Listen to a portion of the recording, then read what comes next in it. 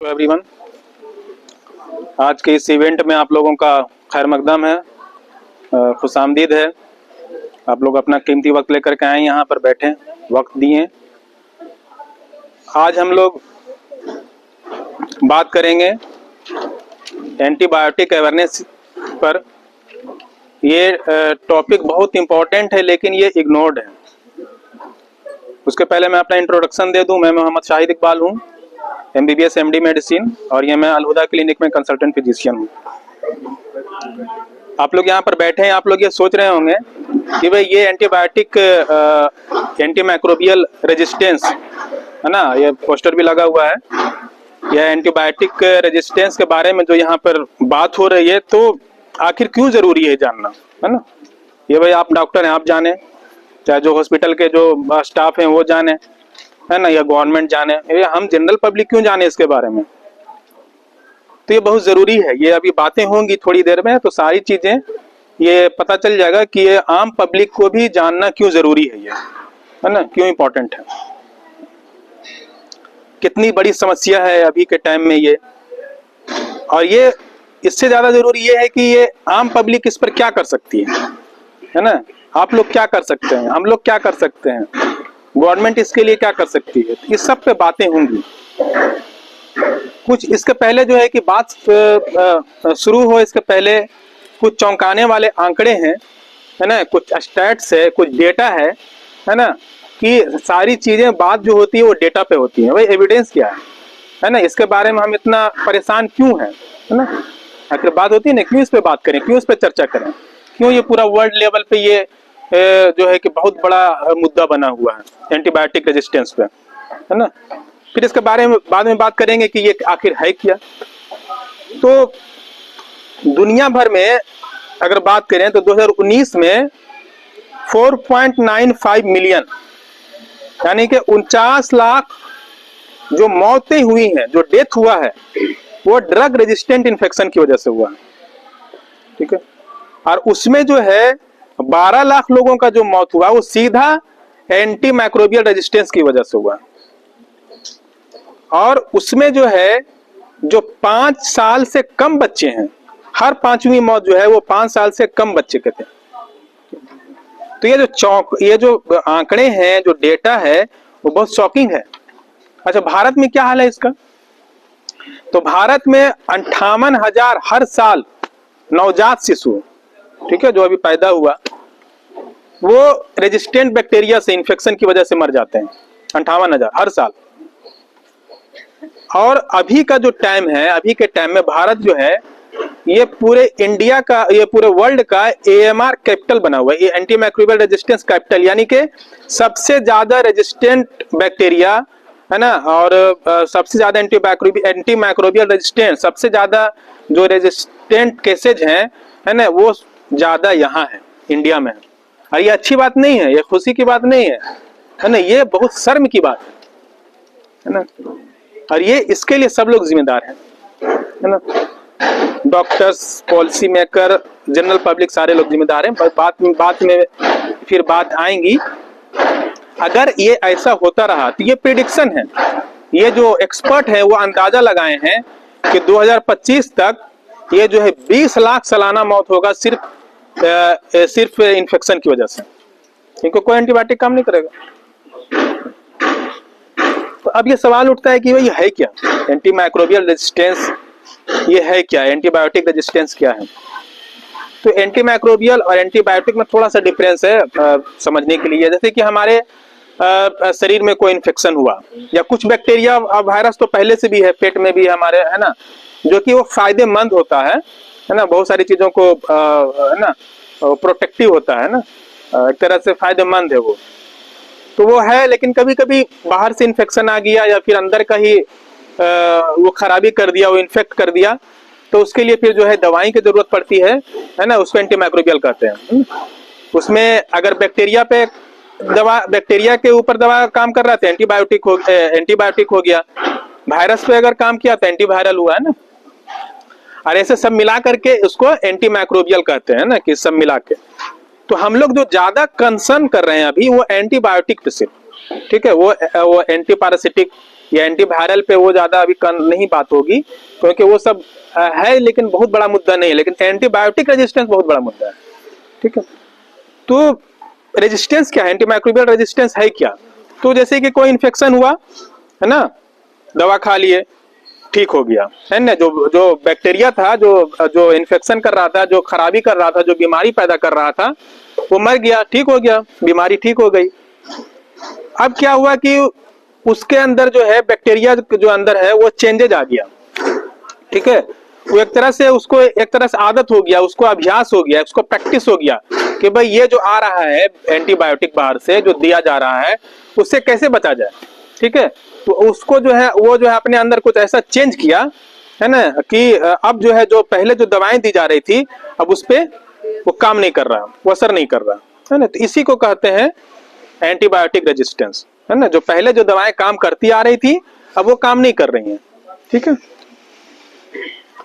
जैसे समझने के लिए हम लोग जो है कि मिसाल देते हैं कि भाई जैसे क्या पेशाब का जो इन्फेक्शन बहुत कॉमन यूटीआई जिसको कहते हैं, ठीक है। उसमें क्या है कि हल्की फुल्की बुखार रहती है और जाड़ा दे करके बुखार आता है, ठीक है। अब पेशाब में दिक्कतें रहती हैं ना, बार बार पेशाब होना, जलन होना, ये सब चीजें हैं, ठीक है। तो उसमें जो है बहुत हल्की दवा पहले ली, 3 दिन में ठीक हो गया, है ना। लेकिन अब जो है कि वो बात नहीं रहा। अब जांच कराते हैं तो सारा जो मतलब जो कह सकते हैं कि कॉमन एंटीबायोटिक है सब रेजिस्टेंट शो करता है। अगर कोई इसमें रिपोर्ट वगैरह अगर पढ़ते होंगे या लैब के कोई होंगे यहाँ पे तो इस बात को समझ रहे होंगे ना, जो कॉमन दवाएं हैं सब उसमें रेजिस्टेंट शो कर रही है। अब जो है कि जो टैबलेट से ठीक हो रहा था अब इंजेक्शन लगाना पड़ेगा। कभी कभी जो है कि खास करके उम्र दराज लोगों में अब इंजेक्शन वो सिर्फ यूटीआई की वजह से भर्ती होना पड़ रहा है ना। तो ये चीजें हो रही हैं, यही रेजिस्टेंस हुआ।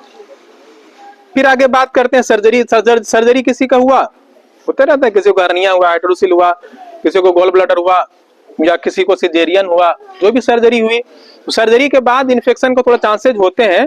तो कोई भी डॉक्टर जो है थोड़े दिन के लिए एंटीबायोटिक लिखते हैं। तो पहले क्या होता था, पहले 1 दिन 2 दिन एंटीबायोटिक चला इंजेक्शन, उसके बाद ठीक रहा तो फिर टैबलेट दे करके छुट्टी हो गया, भाई घर पे खाइए, ठीक है सब कुछ, है ना। अब क्या हो रहा, वो इन्फेक्शन ठीक नहीं हो रहा जल्दी, टैबलेट से तो बात ही छोड़ दी, इंजेक्शन से भी नहीं ठीक हो रहा वो, है ना। और उसके बाद फिर जो है उसको बहुत ज्यादा फिर दोबारा इन्फेक्शन हो रहा, फिर ठीक नहीं हो रहा, तो फिर उसका टाका सुने होंगे, टाका फट जा रहा है ना। तो ये सब कॉम्प्लिकेशंस पहले नहीं उतने होते थे। जो इन्फेक्शन जो हो रहा है ना, वो इससे जो और कॉम्प्लिकेशन बढ़ जा रहा है और महंगी महंगी दवाएं देनी पड़ रही है। जो पहले 50-60 रुपया का मान लीजिए एंटीबायोटिक पे ठीक होता था इंजेक्शन, अब जो है कि 1000 रुपया जो है कि एक टाइम का, तो 3 टाइम पड़ेगा तो 3000 रुपया एक टाइम का देना पड़ रहा है। 5 दिन लगेगा तो 5 या 15,000 हो गया, जो कि 400-500 में ठीक होता था, अब 15,000 हो जा रहा है। ये हो रहा है। डिलीवरी का कॉम्प्लिकेशंस, डिलीवरी के बाद भी थोड़ी सी इन्फेक्शन के चांसेस रहते हैं, है ना, बच्चों को भी और माँ को भी, ठीक है। तो बच्चों को तो 1 डोज एंटीबायोटिक दे दिया जाता है और जो मांग है, ठीक है, तो उसको भी कुछ एंटीबायोटिक दिया जाता है ना। और तो पहले ऐसे ही कुछ दिन शॉर्ट कोर्स दिया गया, ठीक हो गया, कोई बहुत बड़ी कुछ बात नहीं हुई।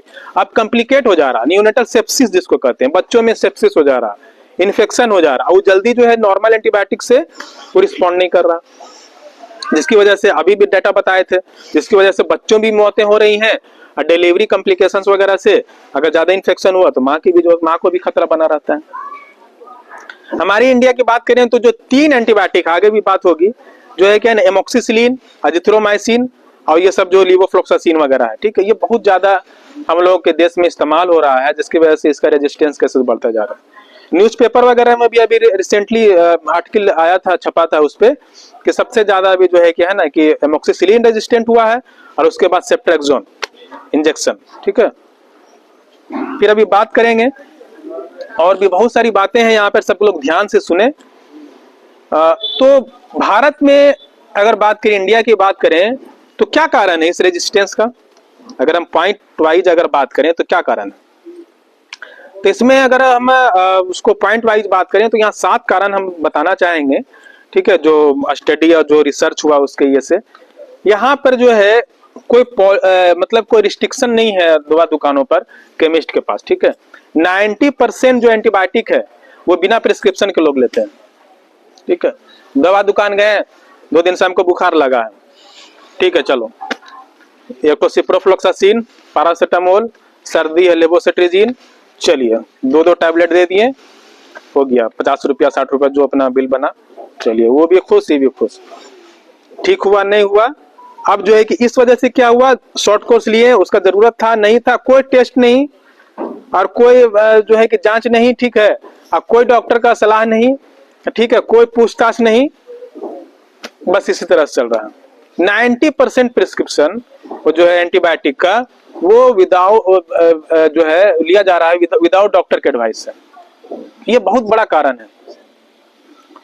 सस्ती दवाएं अमेरिका वगैरह में क्या, उधर जो है ना ये सब एंटीबायोटिक बहुत महंगी है ना, इतनी महंगी है कि वो लोग को इंश्योरेंस कराना पड़ता है ये सब सर्दी खांसी के लिए। जैसे कि वहाँ के लोग बोलते हैं कि अगर किसी को वहाँ सर्दी खांसी भी हो जाए तो उसका इलाज भी वहाँ, मतलब दवाएं इतनी महंगी हैं, डॉक्टर का ये भी महंगा है, कंसल्टेशन भी महंगा है, और तो इस वजह से, और फिर पॉलिसी भी वो लोग ऐसा बनाए हुए हैं कि डायरेक्ट कोई ओवर द काउंटर जो है डायरेक्ट जा करके बिना प्रिस्क्रिप्शन के दवा नहीं ले सकते हैं, ठीक है। तो इस तरह से वो लोग पॉलिसी बनाए हैं, लेकिन यहाँ पर ये नहीं है।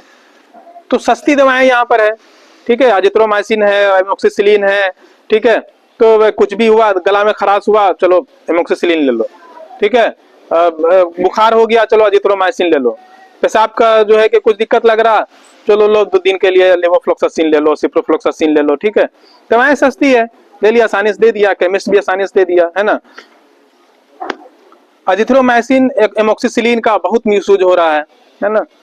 अभी कोरोना में तो इतना ज्यादा मिसयूज हुआ, उसका डेटा है कि सिर्फ हमारे इंडिया में है ना 650 मिलियन डोज सालाना सिर्फ भारत में, 2019 का रिपोर्ट है, 650 मिलियन, है ना।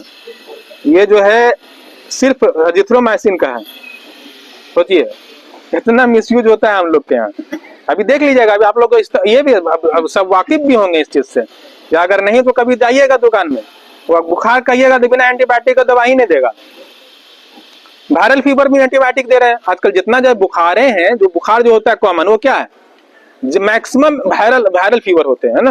वायरल फीवर में क्या है, पैरासिटामोल लेना है, हाइड्रेशन मेंटेन करना है, यानी पानी ज्यादा पीना है, आराम करना है, बस ये काफी है।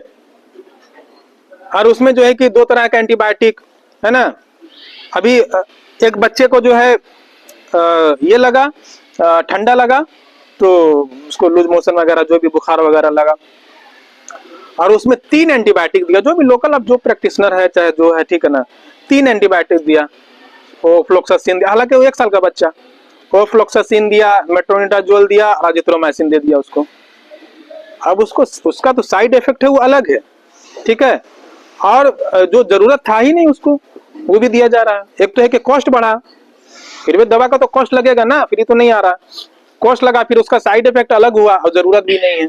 और दूसरा बच्चा है, अभी से एंटीबायोटिक उसको अगर बिना जरूरत के दिया जाएगा तो जो अब जो कभी खास करके जो इन्फेक्शन आएगा, मतलब असली इन्फेक्शन आएगा, तो उसको दवा काम ही नहीं करेगा उसमें, क्योंकि रेजिस्टेंट हो जाएगा, हो गया होगा बैक्टीरिया, है ना। तो इनकम्प्लीट कोर्स 3 दिन में 5 दिन का कोर्स था, ठीक है। कुछ चीजों में अभी तो हालांकि रिसेंट गाइडलाइन जो आया है कि पहले था कि पूरा कोर्स करना है ना, 10 दिन 15 दिन ऐसा था, अब लेकिन है कि शॉर्टर कोर्स है, लेकिन फिर भी एक कोर्स है, ठीक है। डॉक्टर उसको डिसाइड करते हैं कितना दिन जो है दवा लेनी है, ठीक है। तो अब मान लीजिए कि 5 दिन का कोर्स है, 2 दिन दवा खाए, ठीक हो गया, बाकी दवा छोड़ दिए, ठीक है। अब फिर जब जो है कि दोबारा वही चीज हुआ तो वही रखा हुआ दवा था वो ले लिए, है ना। तो इनकम्प्लीट कोर्स करने से क्या है, वो मतलब इनकम्प्लीट कोर्स किए तो क्या हुआ, उसको जो है बैक्टीरिया पूरा मरा नहीं, वो हल्का, तब वहां पे सुला के उसको छोड़ दिए, ठीक है, या हल्का उसको मारे, तो अब क्या हुआ, अंदर का वो जो अब चेंजेस करेगा कि ये जो एंटीबायोटिक फिर हम पर आएगा, उसका बचाव करने का वो सारा अपना उपाय कर लेगा। टेस्ट इलाज है ना, गए और बोले कि डॉक्टर साहब ये बुखार है 2 दिन 3 दिन, ठीक है। तो अब डॉक्टर भी जो है कि सेफ साइड लेकर के टेस्ट वगैरह नहीं कराएं और अपना लिख दें कि चलो सेफ साइड लेकर के अपना जो है एंटीबायोटिक एक तो लिख देते हैं, ठीक है, हो सकता रहेगा तो अपना असर कर जाएगा, नहीं रहा तो कोई बात नहीं। लेकिन इस सारी वजहों से जो है एंटीबायोटिक रेजिस्टेंस बढ़ता जाता है, ठीक है। कुछ आम जनता जो है, आम पब्लिक है, वो भी बोलते हैं डॉक्टर साहब टेस्ट मत लिखिए, अभी दवाई डायरेक्ट दीजिए ना सिर्फ, ठीक है। ये सब खाते थे, हम एजिथ्रोमाइसिन खाते थे, हमको ठीक हो जाता था, ये सूट करता है हमको, एमोक्सिसिलिन खाते हैं तो हमको सूट करता है, दे दीजिए ना, इससे हम ठीक हो जाते हैं। अच्छा नहीं दीजिएगा तो उसमें और जबरदस्त मतलब कि जिद करने लगता है, करने लगती है, नहीं एंटीबायोटिक के दवा कैसे जो है कि प्रिस्क्रिप्शन लिख दिए आप, है ना। तो जो एंटीबायोटिक डॉक्टर नहीं लिख रहा है तो उसके लिए हिम्मत चाहिए, है ना, और समझिए को अच्छा डॉक्टर है। और सब चीज में जो एंटीबायोटिक दिया जा रहा है तो जरूरी नहीं कि वो अच्छा डॉक्टर हो। एनिमल फार्मिंग में भी एंटीबायोटिक्स है ना। अभी जो है कि जो मतलब कि आप सिर्फ एनिमल्स में भी इस्तेमाल होते हैं, मतलब ठीक है, जो मवेशियां हैं उसमें भी एंटीबायोटिक का इस्तेमाल हो रहा है, फार्मिंग में भी जो है कि चीजें आ रही हैं, ठीक है, एंटीमाइक्रोबियल का इस्तेमाल हो रहा है। इन सब चीजों से जो है ये रेजिस्टेंस बढ़ता जा रहा है ना। ये सब कारण से जो क्या हुआ, इन सब कारणों से जो है ना, ये एंटीमाइक्रोबियल रेजिस्टेंस जो है वो बढ़ता जा रहा है, ठीक है। अगर हम बात करें इन नट सेल तो cheap antibiotic, over the counter availability, lack of awareness and government policy में कमी, ये सब कारण से जो है इंडिया जो है नंबर 1 एंटीमाइक्रोबियल रेजिस्टेंस बन गया।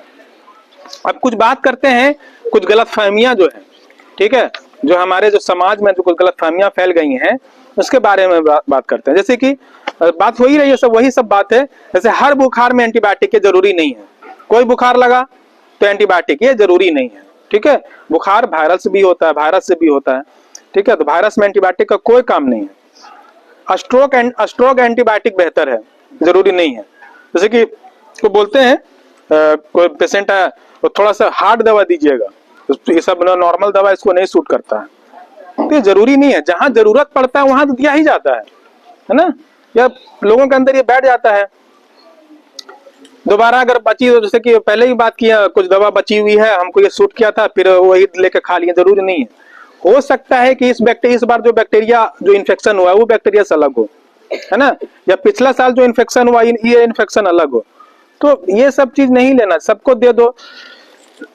रखा हुआ था एंटीबायोटिक, भाई को जो है कि चाहे दोस्त को किसी को हुआ, गला खराश हुआ, हमको भी गला खराश हुआ है, डॉक्टर साहब हमको ये एंटीबायोटिक दिए थे, ये हमको ठीक हो गया था, सूट कर गया, लो तुम भी खा लो, ठीक हो जाएगा, नहीं ये सब गलत बात है ना। ये पर्सनल प्रिस्क्रिप्शन है ना, डॉक्टर उसको देखें, उस वक्त क्या सोचें, क्या उनको लगा, ठीक है, तो एक्सपर्ट होते हैं ना, अपने हिसाब से वो देते हैं, जरूरी नहीं है जो इसको सूट करे वही दूसरा को सूट करे, और फिर दूसरा के एलर्जी का भी खतरा हो सकता है ना। तो ये सब जो है ऐसा नहीं करना चाहिए। ठीक हो गए, कोर्स बंद कर दिए, ठीक है, तो ये सब गलतफहमी है कि आप ठीक हो गया तो अब काहे दवा ले रहे हो, छोड़ दो, नहीं ऐसा नहीं है, कोर्स है ना उसका, तो कोर्स कंप्लीट करना है, ठीक है। उसी तरह बीपी शुगर में भी कल एक पेशेंट आए थे जो भी कि बीपी मेरा कंट्रोल रहा था, तो केमिस्ट वाला बोल दिया, दुकान वाला, कि जब बीपी कंट्रोल ही है तो दवा क्यों खा रहे हो, छोड़ के कभी मन करे तो खा लो, नहीं तो छोड़ दो अपना, ठीक है। और उसी में क्या होता है, लकवा मार देता है, कभी एक बार बढ़ गया 200-250 शुगर बीपी, लकवा मार दिया, इमरजेंसी आना पड़ा, ठीक है। तो जहां से पूछना है, जहां से एडवाइस लेना है वहीं से लिया करें, है ना, केमिस्ट एक्सपर्ट नहीं होते हैं। तो गलत दवाएं क्या क्या है, एजिथ्रोमाइसिन, एमोक्सिसिलिन, नोफ्लॉक्सासिन, ये सब का रेजिस्टेंस सबसे ज्यादा है ना। और अगर ये सब अगर लिखा जा रहा है एंटीबायोटिक, या एंटीबायोटिक प्रिस्क्रिप्शन पे है, तो सवाल कर सकते हैं, डॉक्टर से सवाल कर सकते हैं कि डॉक्टर एंटीबायोटिक लिख रहे हैं तो क्या टेस्ट की जरूरत नहीं है ना, सवाल करना चाहिए। सवाल करते हैं, हमसे भी पेशेंट सवाल करते हैं, जवाब देते हैं, जवाब देना चाहिए। क्या नहीं करना है, क्या चीज नहीं करना है, ठीक है। तो एंटीबायोटिक की जिद नहीं करनी है, पहले भी बात हुई है ना। डॉक्टर अगर नहीं लिख रहे हैं एंटीबायोटिक तो सोच के लिख रहे हैं, जरूरत नहीं है अभी, बिना प्रिस्क्रिप्शन के एंटीबायोटिक नहीं लेना है दुकान से, ठीक है। हम पहले भी पिछले अवेयरनेस इवेंट में बात किए थे, पैरासिटामोल हुआ चाहे लेवोसिट्राजीन हुआ, चलो ये सब सिम्टोमेटिक रिलीफ के लिए ले सकते हैं, लेकिन एंटीबायोटिक जो है वो बिना प्रिस्क्रिप्शन के, बिना डॉक्टर के दिखावे नहीं ले। बची हुई दवा न दोबारा ले, ठीक है, बीच में बंद ना करें, ऑनलाइन दवा नहीं ये करें, ठीक है। अब दवा एंटीबायोटिक नहीं मिल रहा तो चलो ऑनलाइन ये कर लेते हैं। तो बहुत सारा जो ऑनलाइन जो प्लेटफॉर्म है वो भी बिना प्रिस्क्रिप्शन के बहुत सारी दवाएं नहीं देती हैं, लेकिन कुछ प्लेटफॉर्म दे देती हैं, ऑनलाइन भी ऑर्डर कर देती है, ठीक है। तो वो सबसे बचना है। स्ट्रॉन्ग दवा की मांग हमेशा नहीं करनी है। डोज खुद बदल दिए, आप जैसे कि खा रहे थे 2 टाइम, अब ठीक हुआ तो चलो 2 टाइम लिखे तो डॉक्टर साहब ने तब 1 टाइम कर देते हैं, अब तो ठीक ही लग रहा था तब। तो ये सब नहीं करना चाहिए। केमिस्ट की सलाह है ना, केमिस्ट एक्सपर्ट नहीं है, केमिस्ट डॉक्टर नहीं है, ये समझना है ना। वो लिखे हैं कि भाई पुर्जा लेके गए डॉक्टर साहब के, ये में नहीं लिखा हुआ है एंटीबायोटिक, तुम्हारा जो है कि बुखार है जी 4 दिन से, और तुमको डॉक्टर साहब प्रिस्क्रिप्शन में एंटीबायोटिक नहीं लिखे हैं, ये तो सही नहीं लग रहा। अब उसको जो है ये हो गया, ठीक है, दिमाग में बैठ गया कि हो सकता है, ठीक है, अपने हिसाब से आप दे दीजिए। अब एक्टोमेंटिक दे के डॉक्टर साहब का जो दवा था वो एंटीबायोटिक को दे करके चले जाइए, ठीक है। तो ये सब नहीं करना है, ठीक है। क्या करना है, प्रिस्क्रिप्शन से लें, पूरा कोर्स करें, है ना। इन्फेक्शन से बचने के लिए जो तरीके हैं, जैसे कि जरूरत पड़ने पर हाथ धोएं, है ना, हर वक्त जो है कि जब भी खाना खा रहे हैं या फिर टॉयलेट वगैरह से निकले तो अच्छे से साफ सफाई का ध्यान रखें, किचन साफ रखें, हॉल साफ रखें, जहां रह रहे हैं वहां साफ रहें, सही पानी का इस्तेमाल करें, साफ पानी का इस्तेमाल करें, ठीक है।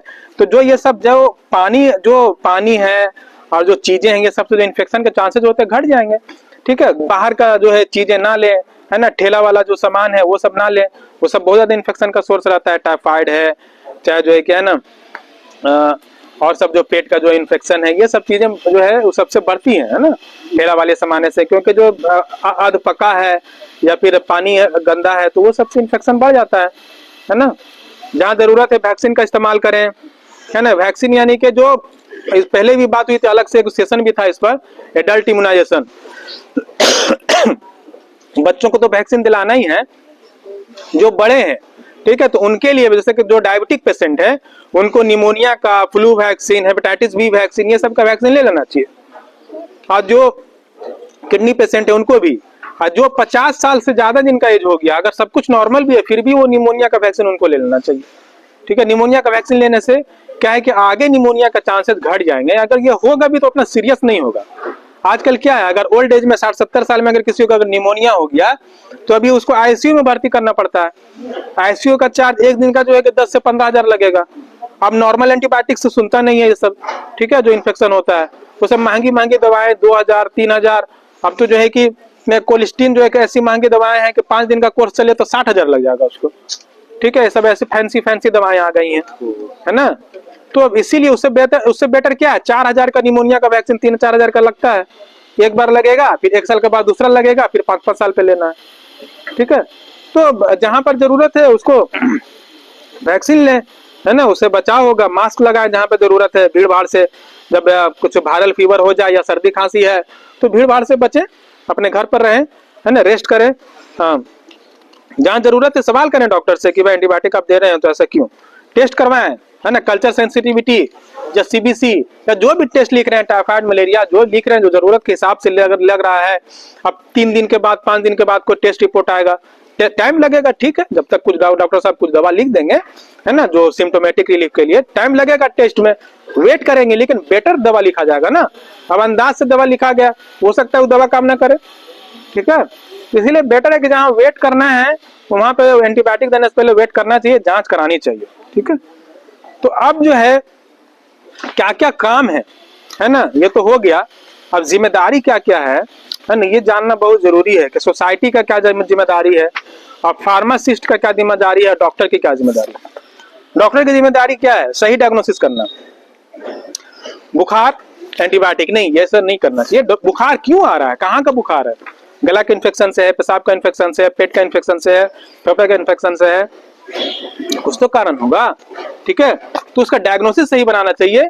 और एंटीबायोटिक्स लिखने से पहले तो जो है कि डॉक्टर को डायग्नोसिस लिखना ही चाहिए कि वह डायग्नोसिस क्या है, तशखीस क्या है इसकी, ठीक है।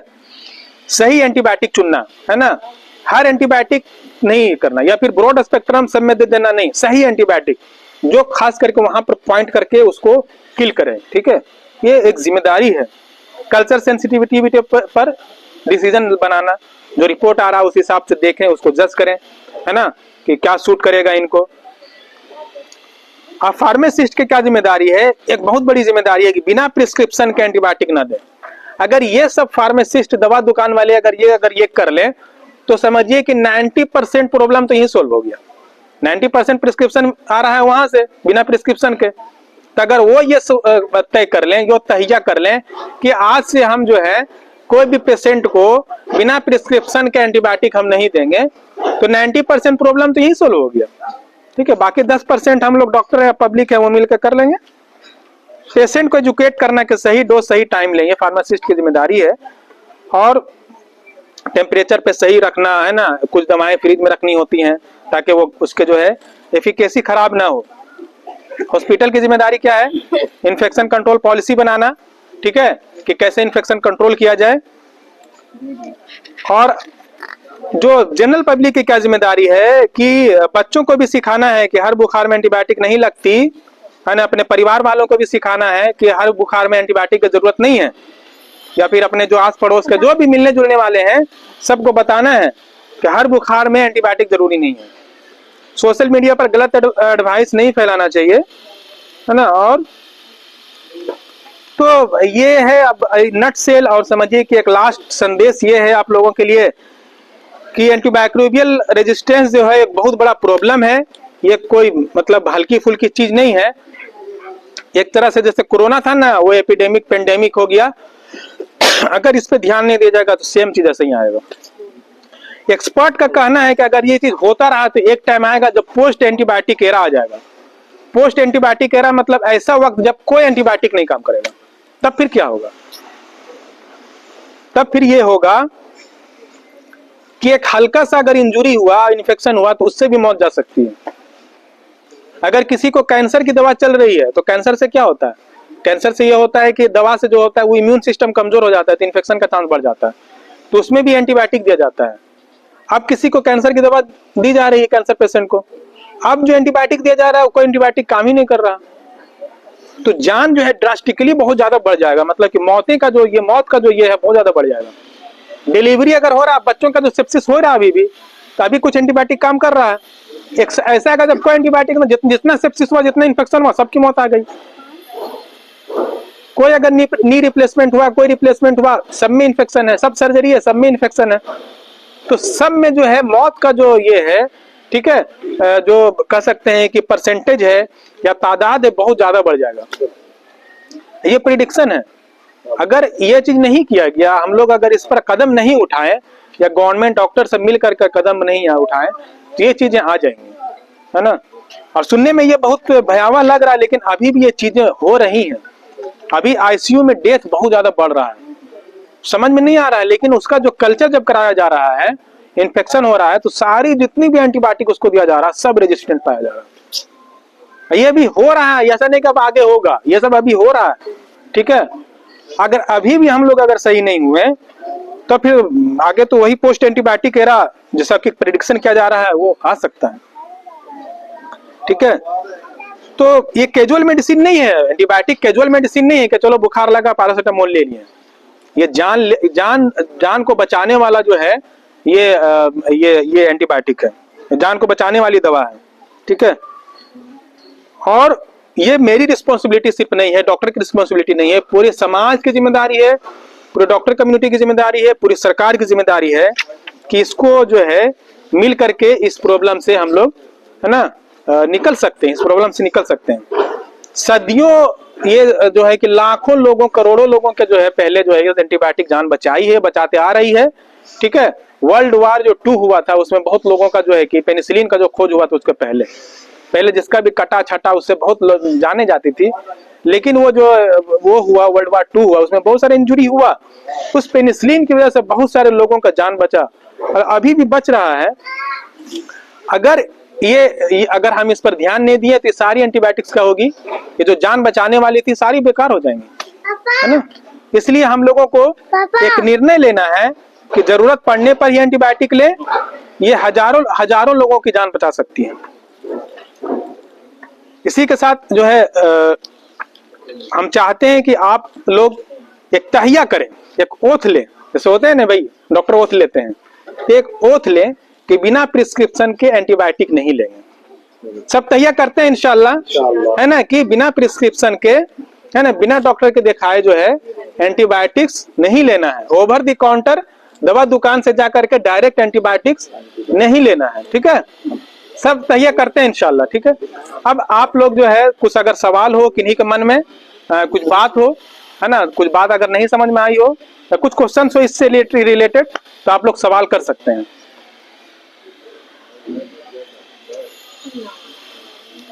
घर में तो पैरासिटामोल रख सकते हैं। हाँ हाँ, हम क्या बोले कि अगर सिम्टोमेटिक रिलीफ के लिए ले सकते हैं, अगर दवा दुकान से पैरासिटामोल है, लेवोसिट्रिजीन है, ये चार चीजें सिम्टोमेटिक रिलीफ के लिए है। बुखार है तो बुखार की दवा ले सकते हैं। एंटीबायोटिक की बात हो रही है, जैसे अजिथ्रोमाइसिन, एमोक्सिसिलिन, ठीक है, और सिप्रोफ्लोक्सासिन, अब बहुत सारी दवाएं जो है, लेवोफ्लोक्सासिन, है ना, अब तो और फैंसी फैंसी दवाएं आ गई हैं। हाँ, तो वो उस पर बात हो रहे हैं। इस पर ये सब तो रखना ही चाहिए, बुखार हुआ पैरासिटामोल ले ले। हाँ ठीक है, तो ठीक है।